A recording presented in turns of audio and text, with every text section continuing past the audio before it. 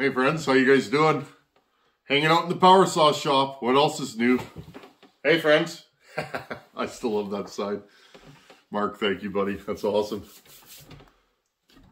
I want to start getting into more advanced porting. I got no secrets. I do what I do, and you know, if you get ideas from what I do and put it into practice and make a nasty power saw, I say all the power to you. I try and show almost all of my builds. Some stuff you don't get on video, friends, just because it's just the way it ends up. Any of you guys that do YouTube know, you know, some stuff either, you know, you couldn't get footage of it or you forgot or whatever. But I want to start getting into more advanced power saw porting. A lot of you guys have followed what I'm doing and you want to take it to the next step and you're not sure how. I'm going to preface this. This stuff is the stuff you do when you're bored and you're prepared to blow saws up and you want to go as far as you can. When you start turning saws up, friends, there is no room for error. No dull chains and no improper carb tuning, unless you want to run your carb rich. Okay? So, if you're not quite there on your chains or your carb tuning, you probably want to stick with your basic porting. And again, it's up to you. To each their own. You know, this stuff that I know, I've learned just through practice. And if you keep practicing your sharpening, you'll get it.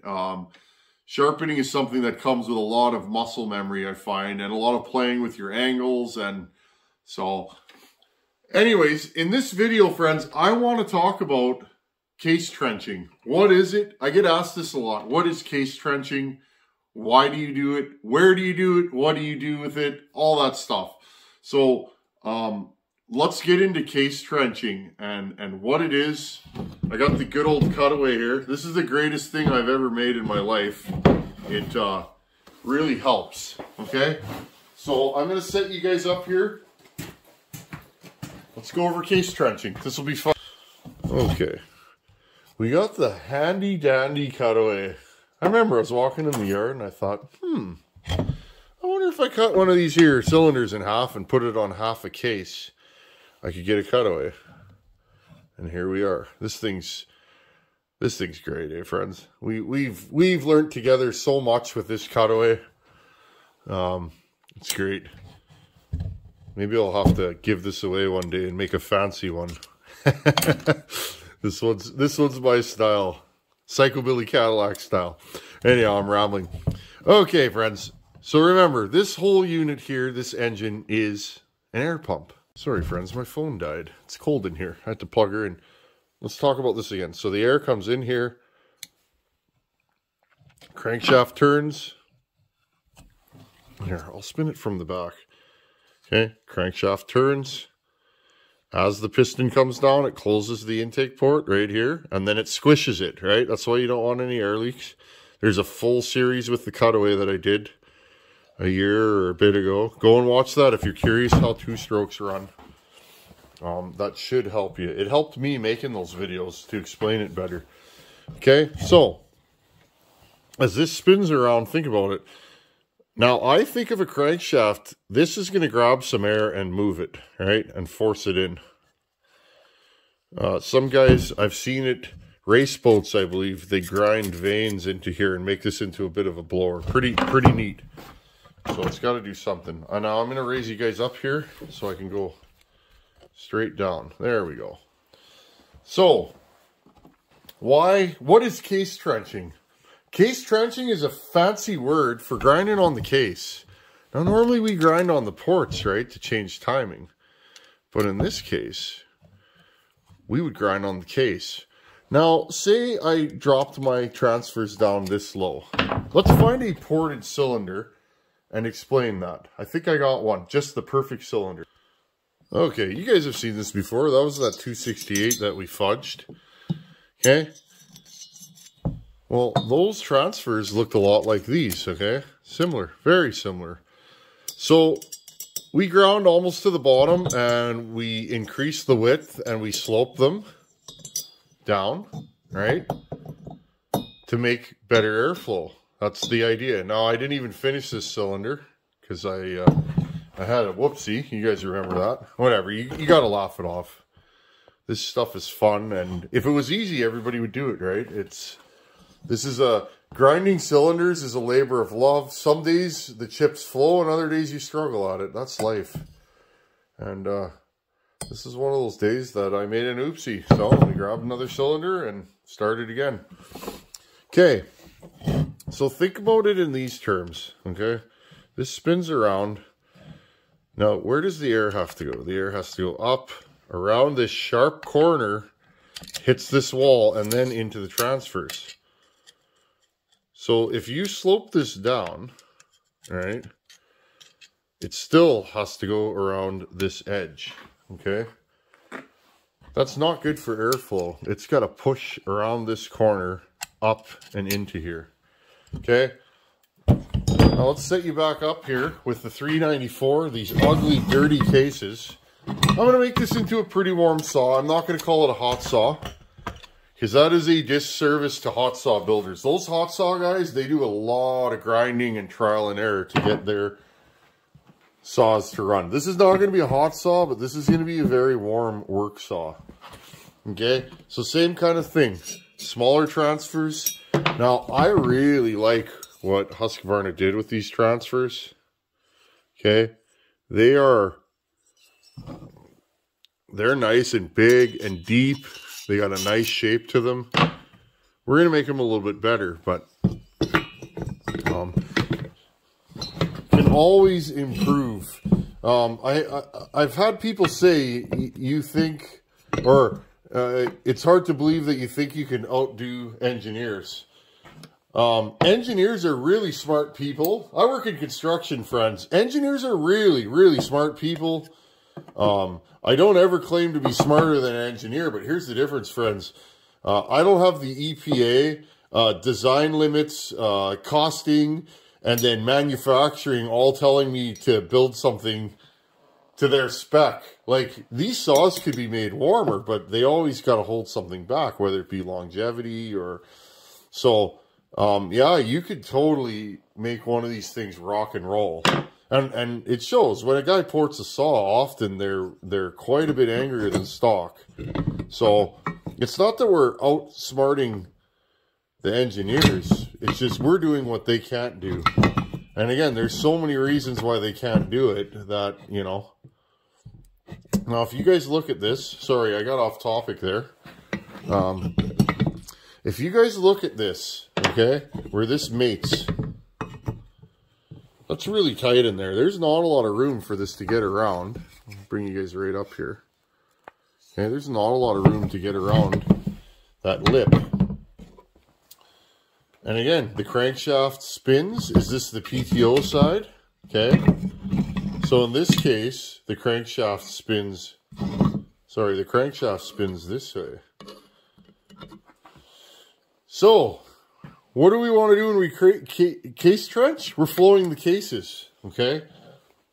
I'm probably going to do some shaping here because this is the direct path, right? Because that crankshaft is moving, okay? In this case, this is the left half. It's pushing the air in this way, okay? So we have to think about, as builders, what do we want the air to do? When I'm porting, friends, I'm thinking, what do I want the air to do, and how can I manipulate the air to do what I want? And being an air movement guy, that's something I picked up very quickly when I started porting, is what do I want the air to do? Well, I want it to get to the transfers. So we're going to trench this on video, okay? For sure I am. We want the air to go around here and not hit this giant lip here, okay? So what we're going to do is we're going to get rid of this lip.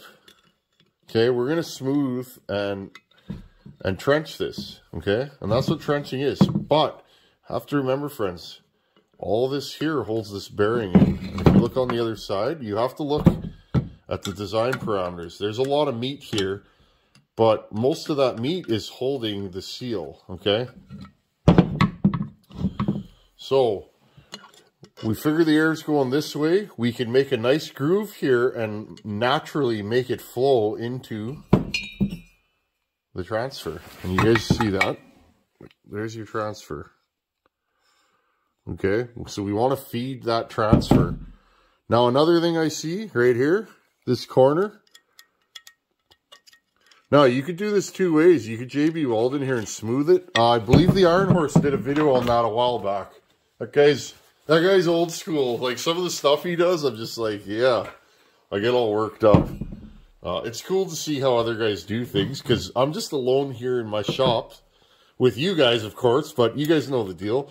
I'm the only saw porter in my area that I know of. I'm sure there's others, and if there was, I'd go hang out with them. But okay, there's a little lip here. I might want to smooth that. That's going to grab some air.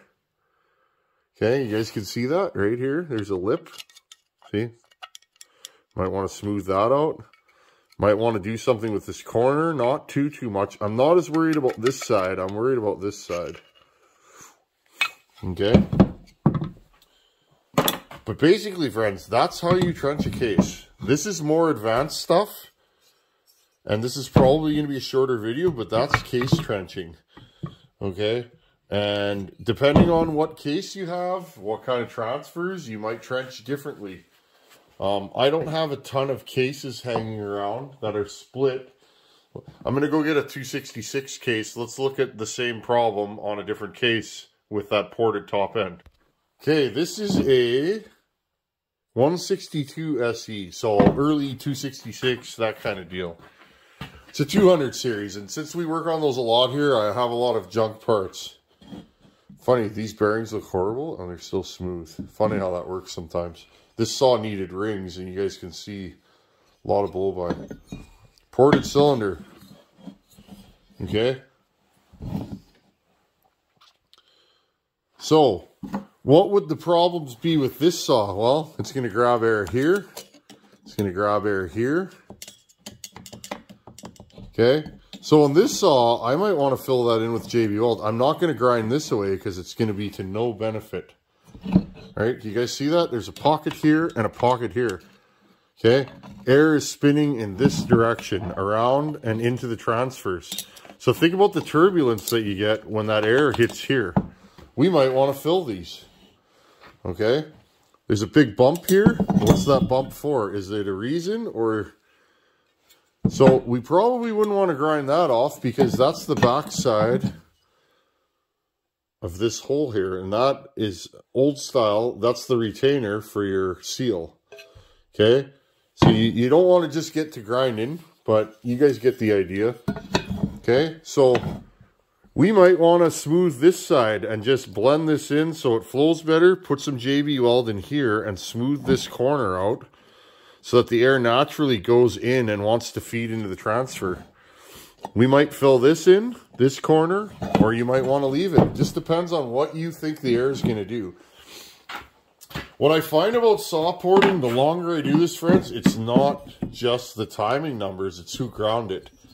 And that's why I'm always willing to share tips and tricks, because here's the thing, your grinding will never look like mine and mine will never look like yours. We are going to do things on a microscopic level with our hands and our tooling that nobody will be able to perfectly recreate, and all those little things matter in the airflow because the air is going to flow based on how you grind it. So you know, and I figure anybody that is going to copy this was going to do it anyways, because let's face it, friends, porting, it's a lifetime journey and it takes a lot of work to master. And if you're willing to put the time in, I'm willing to help you. Okay, friends, well, I wanted to share that with you. That is case trenching. We're going to use this 394 as a test saw. Okay, this is a saw for me. I haven't built a saw for myself in a long time. I'm waiting for parts, friends. I got 3 or 4 saws ripped apart that I need parts for. They'll be here this week probably, next couple days. But I figured in the meantime, I wanted to discuss my thought process and what I'm actually doing. Okay, I've said this before and I'll say it again. I don't need a ported 394, but I want one. Does that make sense? I don't need a 394 that's ported. I barely need one that's stock. A big tree here, you know, 3 to 4 feet is a massive tree here, and it's like a ported 461 will handily cut that, or, you know, the P61, the 181 even will go through that. So this is just about having fun. And this 94, we're going to go through the whole build together. I'm going to time it, and I'm going to think out loud like I do and tell you guys what I want to do. I'm probably going to do some machine work to this saw. We're going to do heavy work to the transfers. And who knows, maybe we'll go super high exhaust roof, maybe we won't. It just depends on where the numbers line up. And that's why when you guys email me, I want to port my saw, where would you go? I always ask, well, where are you starting? Where I'm going depends on where I'm starting. Some saws have tight squish out of the box, some don't. Some have a particularly high exhaust roof, some don't. You know what I mean, friends? So it just all depends on where you're starting. I haven't timed the saw yet because I want to build the bottom end before I even get to grinding on the cylinder and timing it. But part of this is I want to flow these cases, and I'm not going to take a ton of material out of these just because of the size of saw it is. I don't want to spin a bearing. But I think I'm going to do a little bit of smoothing, maybe put some JB Weld in there, and we'll go from there. We'll do it together. I've never ported a 394, and I sure as heck have never trenched a 394. So let's see how stupid we can make this. I bet you this could be a 10 horsepower saw when it's done, somewhere around there. And then again, we'll make a pipe for it. And one of my favorite saws I've ever seen on the internet, and I joke about this, my favorite video, Bucking put like a 24-inch bar on that 94 that Bear Claw built, and he was bucking. It's a video of just him absolutely murdering wood. I watch that video a couple times a year, and I grin every time. I love that video, and I want to port a 394. So I'm just like you guys. I'm a saw nut. When I see somebody else build something cool, it's like, I want one of those. You guys know the deal. So anyhow, friends, that's case trenching. I hope I filled in some of your questions. I'm not an expert in case trenching. Have I trenched cases? Yes. I've done it on many saws. It helps with airflow and can really take the saw up another notch. All these little moves, whether it be a pop-up, combustion chamber work, doing machine work to the base, widening the exhaust, raising it, your intake, all these little things, friends, a little here, a little there, and a little there, you end up with a crazy saw. When you see guys that have crazy saws on the internet, you know, and they ported a saw and they're running it, if that saw's crazy, the guys put a ton of work into it. And that's why we're so proud of these saws, friends. It's a lot of work, but I love doing it. So, and if I can share it with you guys, I'm going to do it every time. Anyhow, friends, my phone's going to die. I hope it hasn't already died. I have no way of knowing. Thanks for watching. Take her easy. Later.